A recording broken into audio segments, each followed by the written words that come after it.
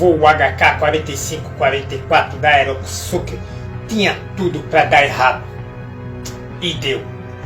Oh, marica. Uy, se volteó, se cayó, marica. Uy, Fírmalo, Dios. fírmalo. Dios, se cayó, mano. Uy, no toda gente, marica. Uy, Dios mío.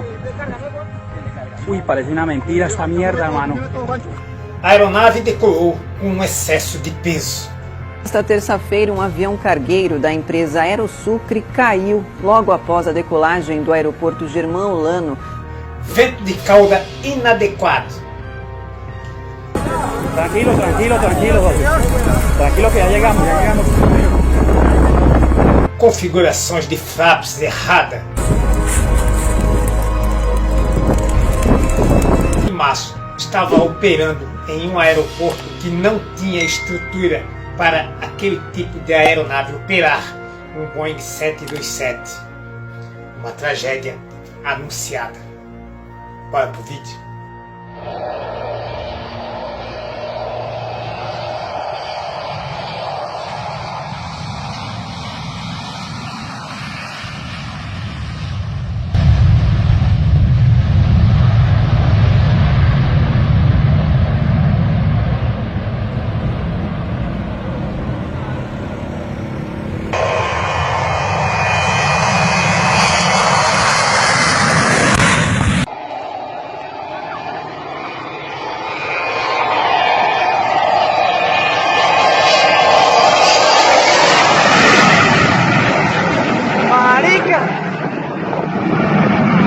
Marica, ese avión botó una llanta, huevón.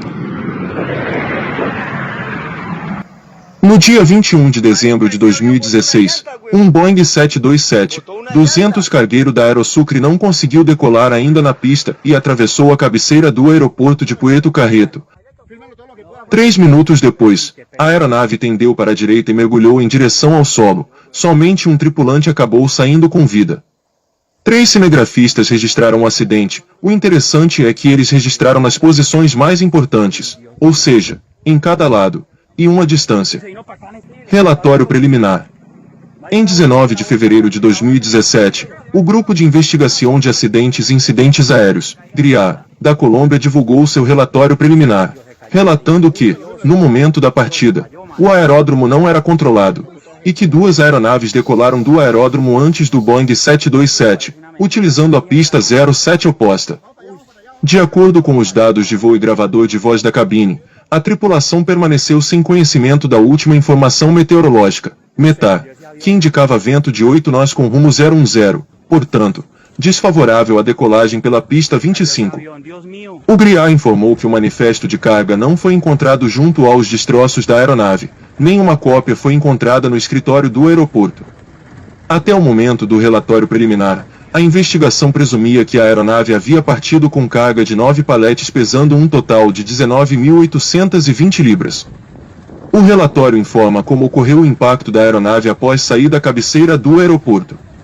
No relatório, a aeronave atropelou as 2 cercas e uma guarita, que arrancou o flap e o trem do lado direito.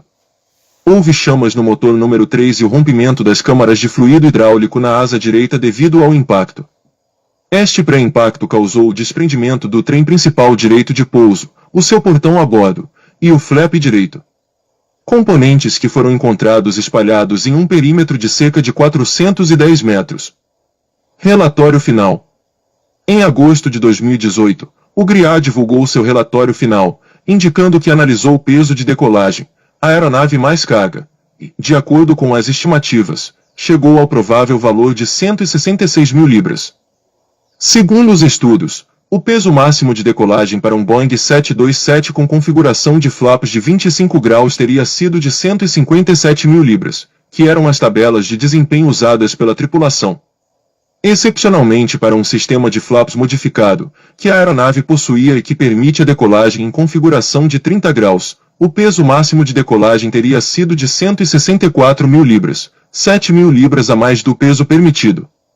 A tripulação havia selecionado as velocidades de referência V1, VR igual a 127 nós e V2 igual a 141 nós, o que corresponde a uma decolagem na condição de flaps não modificados, em 25 graus. Usando o sistema de flaps modificado, as velocidades de referência seriam V1, VR igual a 120 nós e V2 igual a 134 nós, permitindo decolar com menos distância de pista. A investigação apontou que a tripulação decidiu taxiar para a pista 25, embora não com base no boletim meteorológico oficial. O GRIA analisou que é provável que a tripulação tenha observado a biruta durante o táxi, portanto, que estava ciente do vento de cauda ao partir da pista 25. A aeronave decolou com um componente de vento de cauda de 4 nós, o que resulta em mais distância de corrida de pista. O componente do vento de cauda adicionou 146 metros à distância de decolagem necessária. No momento do acidente, a torre de Puerto Carreno estava fechada e o aeródromo estava operando sem controle de tráfego aéreo, não havendo, portanto, assistência de um controlador. A análise permite concluir que as condições meteorológicas tiveram relação direta com a sequência de eventos que levaram ao impacto da aeronave com obstáculos durante a subida inicial.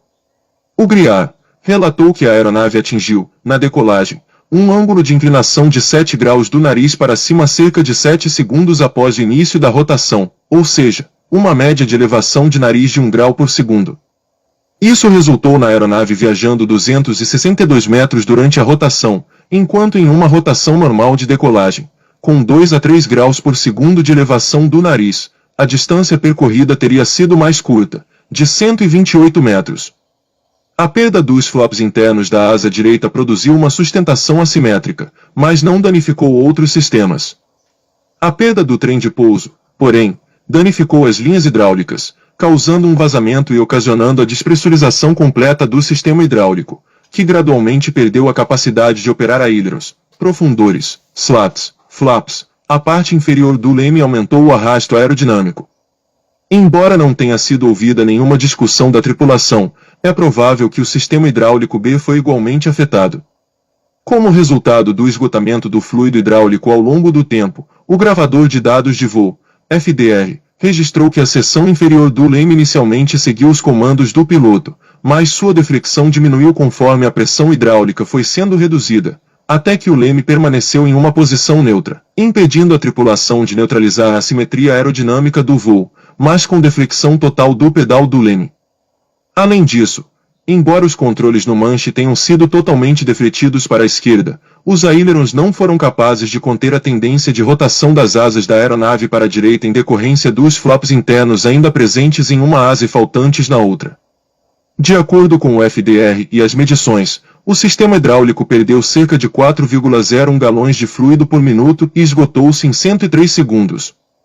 O gravador de voz do cockpit, CVR, revelou que a tripulação não tentou ativar o sistema hidráulico de reserva, o que poderia ter lhes permitido retomar o controle da aeronave. O motor #2, montado na cauda, perdeu cerca de 800 libras de empuxo pouco antes da colisão com as secas, o que, no entanto, não afetou a capacidade da aeronave de continuar o voo. No momento do impacto com a cerca, a aeronave havia atingido 134 nós. Após as secas, ainda houve impacto com uma árvore e uma cabana, e então o motor 3, lado direito, perdeu potência, que não pôde ser recuperada durante o resto do voo. A investigação reporta que a pista de Puerto Carreno não permitia a operação de um Boeing 727, tanto pela resistência do pavimento quanto pelas dimensões da pista. A investigação concluiu que a aeronave não apresentou nenhuma falha técnica, portanto, a manutenção não foi um fator contribuinte para o acidente. Causas prováveis e fatores contribuintes. As causas prováveis da falha, segundo o relatório, foram: planejamento de voo inadequado por parte da empresa aérea e da tripulação, ao deixar de executar procedimentos de despacho, como cálculos de desempenho de decolagem e verificação dos limites impostos pelas condições operacionais do aeródromo. Tomada de decisão errada por parte da tripulação ao não considerar um aspecto fundamental que afeta o desempenho da aeronave: o vento de cauda predominante no momento da partida.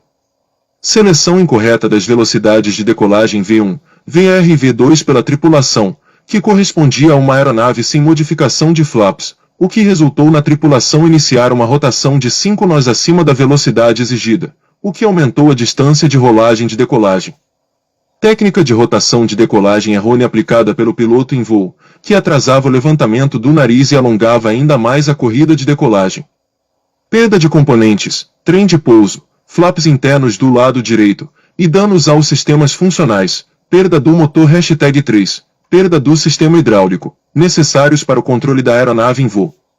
Perda de controle em voo por assimetria de sustentação, bem como a perda de fluido do sistema hidráulico e consequentemente de potência hidráulica, fazendo com que as forças de controle cedessem a capacidade da tripulação, tornando impossível manter o controle direcional adequado e a estabilidade da aeronave. Os fatores contribuintes foram: violação dos regulamentos da aeronáutica pela empresa aérea ao operar o 727-200 em um aeródromo não adequado para a operação de um 727, além da empresa aérea não ter sido autorizada a operar um 727 em Puerto Carreno nas especificações operacionais aprovadas pela autoridade de aviação. Falta de padronização e supervisão por parte da empresa aérea que permitisse a um Boeing 727-200 com modificação de flaps operar com uma tabela de referência de velocidade correspondente à aeronave sem tal modificação. Execução da decolagem com peso superior ao peso máximo de decolagem permitido pelas condições do aeródromo de Puerto Carreno, definidas nas tabelas de desempenho da aeronave. Omissão pela tripulação em ativar o sistema hidráulico de reserva, que poderia ter fornecido pressão hidráulica de emergência permitindo retomar o controle em voo. Falta de supervisão da Autoridade de Aviação Civil, que permitiu à empresa aérea operar o Boeing 727 em Puerto Carreno por vários anos e que permitiu a operação do modelo em um aeródromo não adequado e não autorizado para a aeronave. Informações pela Aerocivil Colômbia. Edição Alessandro Nunes. Eu espero que você tenha gostado do vídeo. Eu sou Alessandro Nunes. Um forte abraço a todos.